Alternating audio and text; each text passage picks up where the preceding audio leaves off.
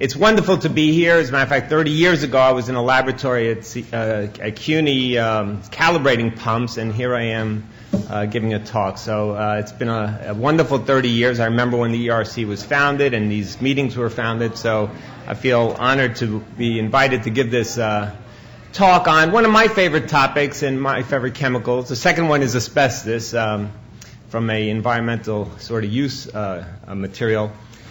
The history of lead is just overwhelming. It's an amazing material, and I'm going to break this part into a combination of why was it used, as well as some of the chronology of the main events, leading off, ending up with the sort of the future of what we're doing with lead and lead banning of lead materials and toys, and will it ever even get banned. So let me begin. 30 minutes I think I have, but we'll see how far we can go, whether we can even shorten that a little for everybody. The background of this is just a historical representation of some of the uses of lead and the different parts in history there. So you could just look at that in your spare time. So I need to, being a professor, I need to at least give you some background on what this material is really all about. You're going to hear me a lot rave about lead, and I could actually rave about asbestos. Asbestos is an amazing material. The fact that it was used so heavily is proof that it was really something that the industry just did not want to let go of. And lead has many similar features. So I'm just going to quickly go over some of these amazing properties. A lot of this is in my office. Some of you that have been to my office know I'm a collector of environmental artifacts. And I don't want to tell you everything that's in my office because the EPA would probably immediately seize it. But by all means, come to Hunter and I'll give you a very interesting tour of some of this material. Pigments. Lead is a metallic pigment. It does not oxidize. So we've seen it in this yellow here in the National Geographic, as well as the plates, the color plates in old 1920s, 1930s National Geographics. Have lead as a pigment. We have an XRF. We've tested this over and over. Of course, if you burn this magazine, which is an interesting issue in maybe recycling old magazines like that, including Time magazine, Life magazine, you would actually get some release of not just lead, but other metallic pigments. The glass on the left is a very famous piece of history. It's the McDonald's glass, the Ronald McDonald with lead paint on it. That was banned by the Consumer Product Safety Commission. It was recalled. And that yellow there is actually detectable amounts of lead on an XRF, which is fairly high. It's in the 10 milligrams per square centimeter range. Pottery, pigments. Let me just give you a quick refresher on pottery. The clay could have lead. The colorant can have lead, and the glaze can have lead. So it's really a triple whammy. And there are cases where all three have leaded materials, but most of the time it's the glaze, at least in Mexican pottery, it's the glaze that is the bad guy. And even today they're still using lead glaze in Mexico. Little soldiers here, just the color plates. But a lot of my work was quantifying lead deposition in urban environments and where it's coming from. Yes, this is not only lead paint up here, but the yellow lines that you see do have lead pigments.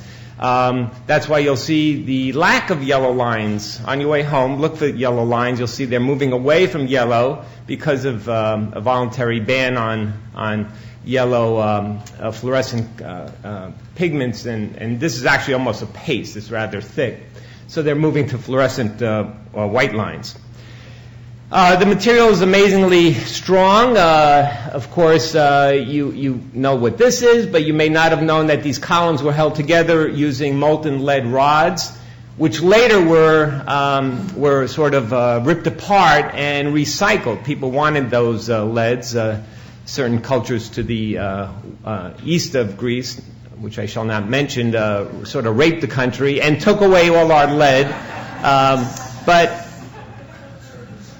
But the smart Greeks put steel rods in these, which subsequently rusted and cracked the beams. So now there's a major restoration to remove what the Greeks tried to fix after the Turks stole the lead. So it's a crazy world out there. But actually, if you go to Florence and Venice, you'll actually see columns and blocks of marble held together with lead pins in a dovetail shape. Very interesting. I didn't put the slide there.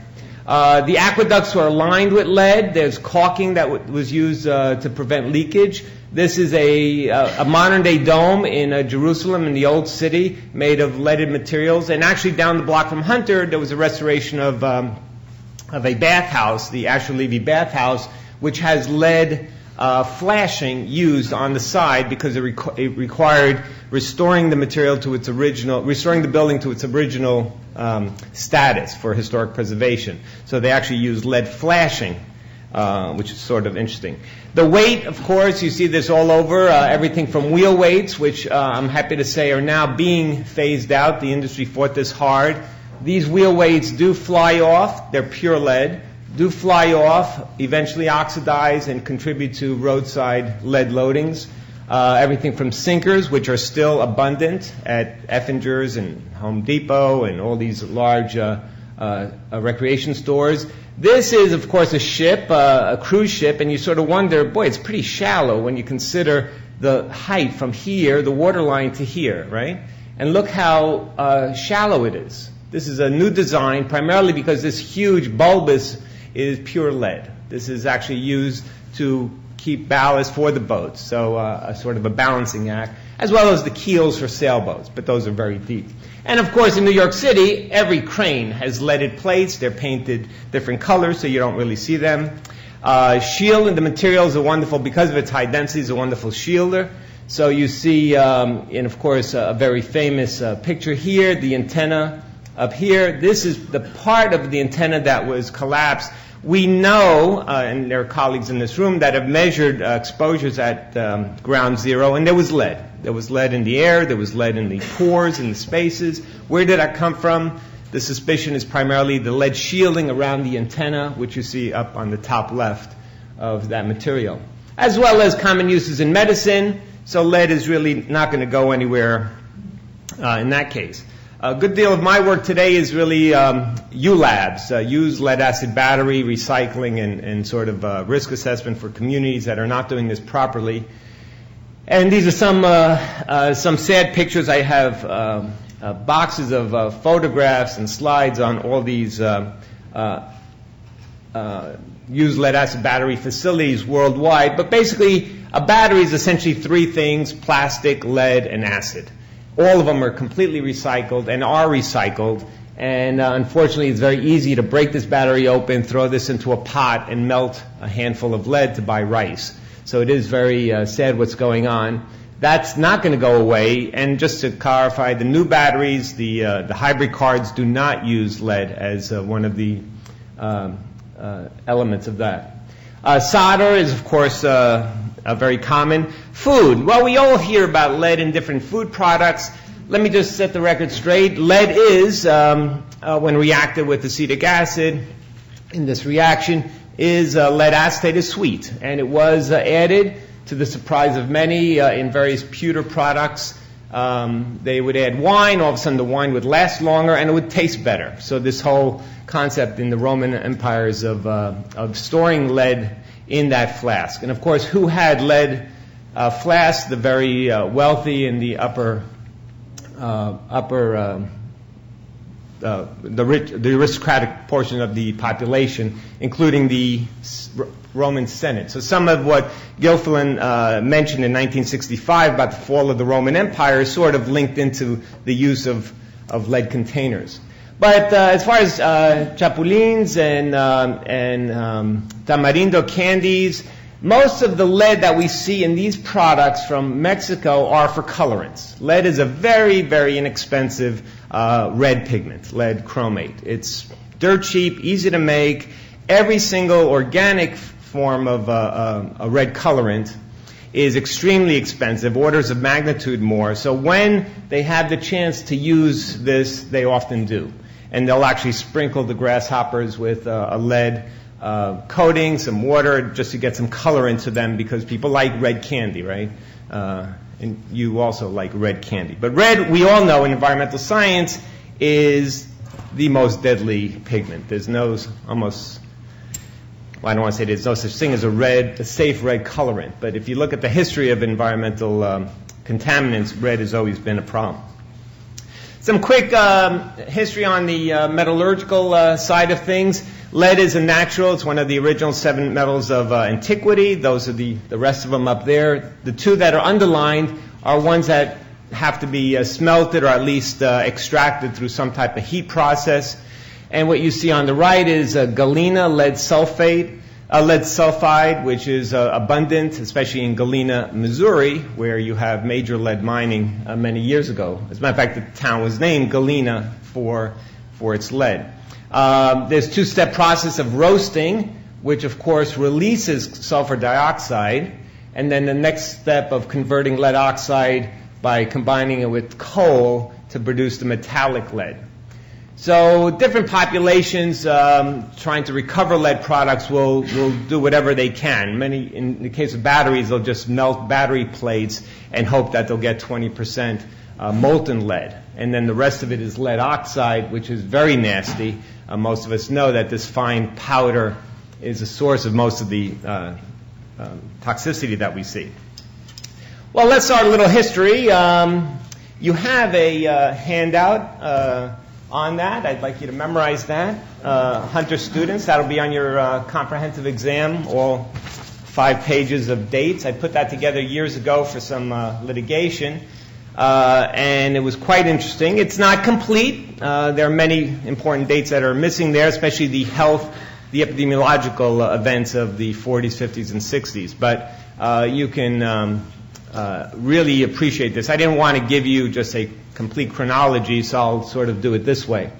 But the material has been used in just about every part of the body, every cure that people thought. When you sort of investigate this, it's just shocking how it was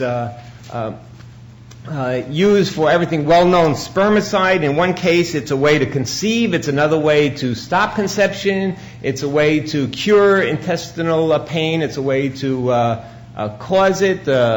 We have everything here. Treatment of ganglion. Applying a thick lead plate on patients for treatment of ganglion. So you see, it really is in these sort of middle ages of sort of experimenting with it. And I'm not a pathologist, but I've always suspected that because of lead's toxicity, it actually may have had some beneficial use as a drug, because many drugs are toxic to particular organs or enzyme pathways. But again, we see a wide range of history, a wide range of effects from colic, diarrhea to poisonings. But perhaps we can't just let Paracelsus get away with it. We all love this fellow. We all quote him nonstop in every single environmental toxicology class.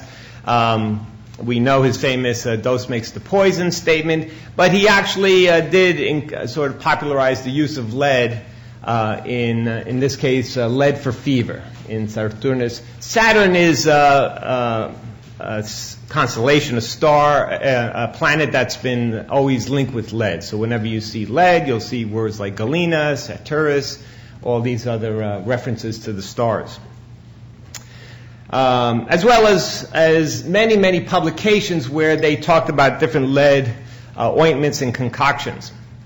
Moving on to a bit of a more modern history, we all have probably heard about Ben Franklin and his famous lead letter. I would have loved to have provided for you. It's actually an amazing document. I must say, I went back and reread the entire document. I encourage you to sort of Google Ben Franklin lead poisoning, and you'll find his letter easily enough. It actually describes his epidemiological, almost a John Snow approach to shoe leather epidemiology, saying, well, I was here and I saw this effect, I was here and I saw that effect, blah, blah, blah, blah, blah. And he concludes at the end that it's my judgment that the colic in these typesetters is likely caused by lead.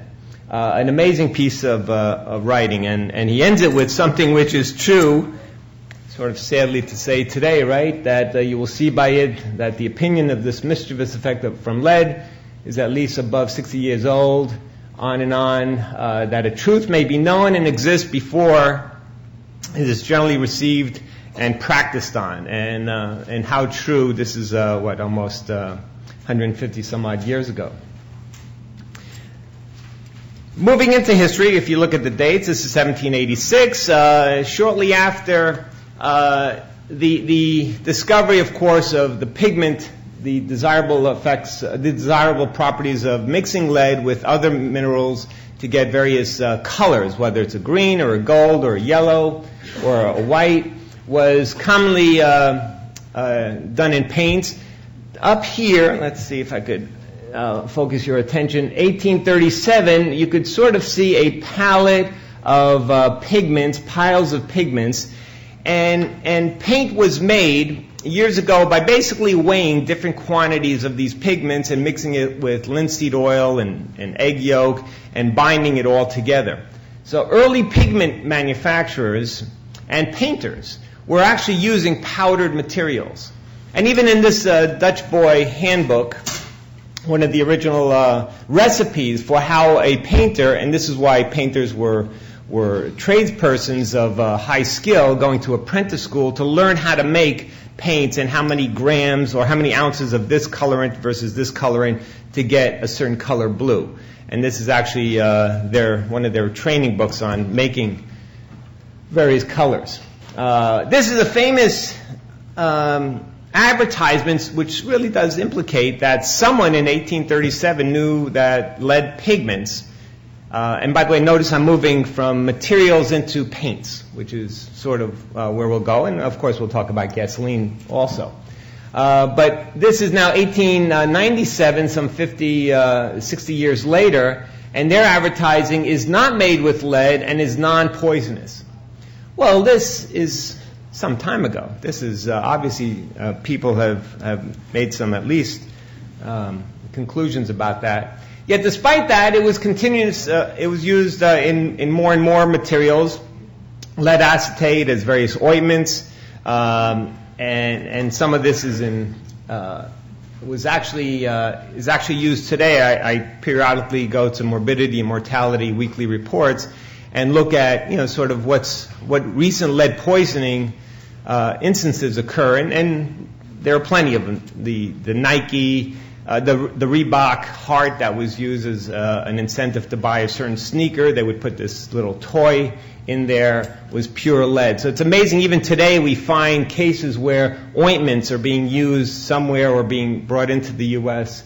And being used in different applications.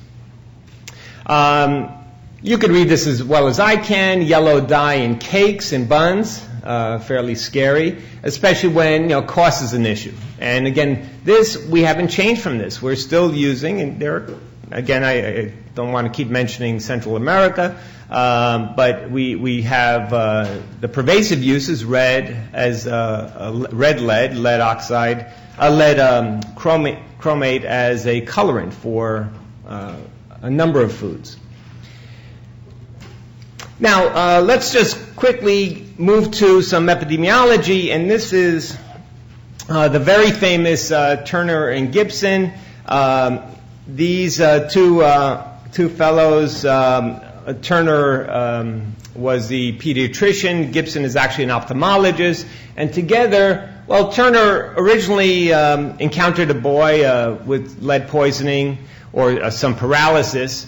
And for lead to cause paralysis, we're talking of very high levels. These are 100 plus micrograms per deciliter of lead. So these are the chronic exposures. And slowly in Brisbane, Australia, he put together more and more cases, and ultimately in this time period of 1891 to 1908, discovered 262 cases. But what was especially significant for us is the quantification, or at least the identification of the source being lead paint. This is the first lead paint poisoning case. Prior to this, it was workers that, of course, are always the first to be identifying the hazards in every situation, whether it's chromium or lead or silica. But now we see this in the painted film, and lead paint, especially lead chromate, is a whitish material. It was placed on walls and within a short amount of time would effervesce and sort of produce a nice uniform coating, one whereby if you touched it, you actually would get a powdery material on your fingers, and that was the lead chromate. And that was desirable because that actually made for a nice uniform white surface. But it also made for something that's easily picked up and ingested, and they actually were able to measure it. By the way, at this point, we're also getting better with our chemistry, right? You can't measure lead at 50 micrograms per deciliter in 1890. There's just no capacity. So this history also sort of mimics the idea of analytical chemistry getting to the point where we can now actually measure it. And I would say around this period, there's sort of final recognition that lead is more of a toxicant than at least a therapeutic agent. And we see more and more countries slowly reporting cases, and I have them all, or at least a number of them listed in this document here. In 1920s and actually in the teens, Baltimore and Philadelphia, some of the older cities of the East Coast, the Rust Belt of the U.S., discovered some of this poisoning and started, I shouldn't say screening programs, but programs to limit exposure. And then in 1921, the 13 countries of the League of Nations, the predecessor to the United Nations, came out with a statement. This is also readily available online if you want to look at it, the White Lead Conference. But I always joke because Europe really didn't have much of an investment in lead, and even asbestos. We all sort of joke that, Mitch and I and others have been to Canada, and they say, oh yes, America, that's where asbestos is toxic. And especially New Jersey, coming from living in Jersey for many years, it goes, oh yes, asbestos is toxic in New Jersey. Well, we have all the bodies. That's where the plants were. That's where the large factory, that's where the production was. So yes, U.S. has not only a lot of asbestos disease, but we have a lot of lead usage. So it was very simple for Spain to ban lead because they had no investment, no vertical integration of industries. Whereas in this country, that the lead mines are owned by the lead manufacturers, just like the asbestos mines were owned by the asbestos manufacturers. So there was this strong desire not to do anything because the whole industry would collapse. So again, 13 countries banned lead-based paint. And let me just warn you on this word banning. It's not a good word. We don't like this word because is it a regulatory ban? Is it a consumer ban? Is it a industry ban? Is it just a organizational ban saying we strongly recommend you not using this? So has lead been banned? No. In certain materials, yes. In others, no. So when you see something like this, 13 countries ban lead-based paint, it's usually a very narrow, also followed by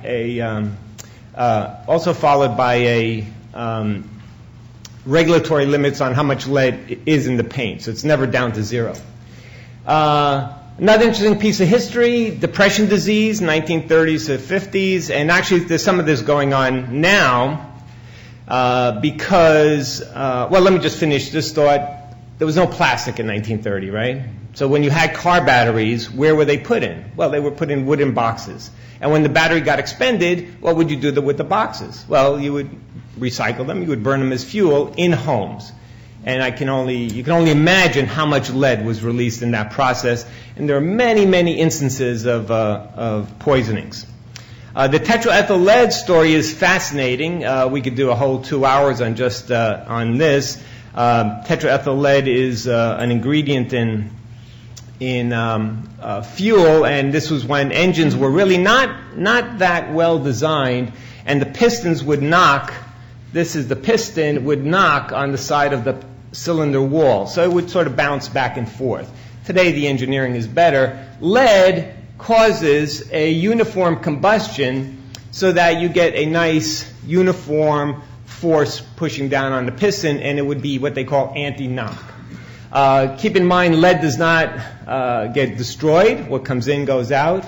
So when you add 4 grams per gallon, and your car back then went 10 miles a gallon, at 10 miles, you would have dumped 4 grams, 4,000 milligrams into the air.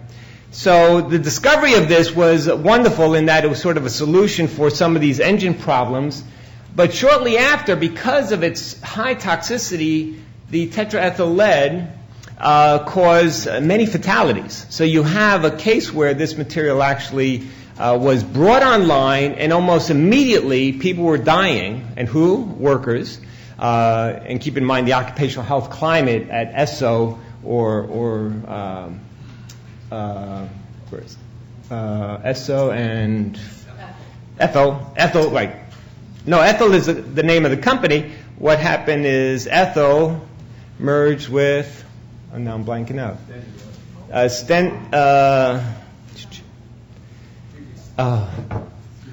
Wait, do I have it in my slide? Previous slide. Oh, there it goes. Oh, GM. Oh, how, Frank, I'm sorry. Yeah. Frank, you should have called me. GM and ESO united, and when they discovered, the GM scientists discovered tetraethyl lead, they created a new company, Ethyl Gasoline Corp., which was then the marketer of that project. Well, at that time, DuPont owned GM, so. Yeah, that's, and there's, if you want to read on this, you must read Rosner's book on deceit and denial. It's got some fascinating historical implications there. You actually can go to many stores now and buy octane boosters, and some of those octane boosters have lead. But by and large, most of the octane boosters you get in Pet Boys do not have lead in them. What was interesting with tetraethyl lead is that the industry, the Surgeon General immediately set up a panel. Alice Hamilton, our favorite occupational doc, was on that panel, but they were given 7 months to answer this question. Can you imagine 7 months to design a study to answer the question, is tetraethyl lead toxic to the point where we need to ban it? Bottom line is, it's shortly after it was approved for use, and there was a big campaign, Ethyl is back. So when you see this ad, Ethyl is back, that was in 1926, 27, when they decided to bring it back for gasoline. And from that point on, we'll get into the EPA history in a second, it was used consistently. In the 60s, we have many regulations with paints. Now we're getting into cities, moving into the environmental awareness periods of poisons. And these are some of the interesting dates of mass screening. Baltimore is generally considered the leader in this, and the other big cities following. But notice that when New York prohibits the use of lead-based paint, all they did was limit the quantity. And I will tell you now that there is lead in this paint. There are microgram quantities of lead in this paint. So it's not a question of is it lead-free, it's what is the level. You all know this. There's no such thing as lead-free, it's where's the analytical. So be very careful with that phrase. Some other dates in the 70s, of course, this is where everybody got into the act, including OSHA, with its very novel medical removal provision for lead in 1979. But let me just say that the OSHA lead regulations were bitterly battled in 78 to 83, so it took a long time for this material to eventually, for these regulations to eventually be put in place. Going back to lead in gas for a second, that it was phased out from 1979 to about 1985, slowly being totally phased out. We don't have lead in gasoline anymore. And this was due to its interaction with the platinum in the catalytic converter. And that we all see this slide, this is a very famous slide of saying the benefits of removing sort of lead. What do we have here? We have average blood lead levels and lead in gasoline. So sort of two representations of the downward use of lead in gasoline versus the matching up with blood leads. But you should know that history sort of strongly suggests that lead was banned in gasoline because of catalytic converters and not because it was a great public health idea. We'd love to take credit for that. But by and large, most of the force, industry wouldn't let it, I don't, it's my personal belief in 1979, they wouldn't have let us do that. You would have had to really show a concrete epidemiological. So I think industry gave in because lead was on the attack. But eventually it was an engineering movement. Despite that, we should take full credit for these environmental gains. So there's no doubt about it that the best thing we ever did for lead poisoning was getting lead out of gasoline. But we didn't do it. As far as I'm sorry to look at the history of public health, we were not really the prime movers. Definitely as it was being attacked, it was part of that. It's still happening, and we have many cases. I'm called on many cases for some of these materials. So there is sporadic lead poisoning. But by and large, lead in paint has been attacked, and I shouldn't say cured, but I feel we're in control of it. I mean, we don't have situations like this in New York City public housing anymore. Items like this, most homeowners just going to a hardware store know that this is not good, that may have lead. So the awareness is high enough, and the regulations. We do have major problems on bridges where we have a good deal of lead abatement going on bridges, sort of shifting, and I've talked on this in the past, shifting the environmental cost to the worker. We wrap bridges in plastic to prevent environmental damage, and workers continuously are poisoned. And I've been dragged into many, many cases, and so have my colleagues, and it's really a shame in some ways that this is happening, that the two domains can't really live together. So I just want to stop maybe with this slide, I do this in most of my presentations, that we have this sort of continuum of where do we want to intervene. And of course, we're treating lead-damaged kids. Well, that's very old. That's been there, done that. We have medication. And we're at the point here where we're stopping the release into the environment and stopping products made with lead. And a good example of that is lead toys from China. That the standard we had was too high, and they weren't even following that. Despite the fact that there are no lead-poisoned children from Chinese toys. There are none. That have been. All this is prevention. There's not sort of an epidemic of those cases. And I'm tied into sort of the consumer products on this, and I always ask all my colleagues in the legal profession what's going on with lead paint in toys, because most of this is embedded in the plastic and not on the surface where it's easily released. But despite that, we have to do that, where we find products that have a high risk of exposure, stop it. We don't need the body count to act on. And we see this with asbestos. We see this with many of our toxicants, that we're not waiting for that epidemiological evidence to move forward. So with that, I believe that's it. I tried to speed it up as fast as I can. Thank you very much.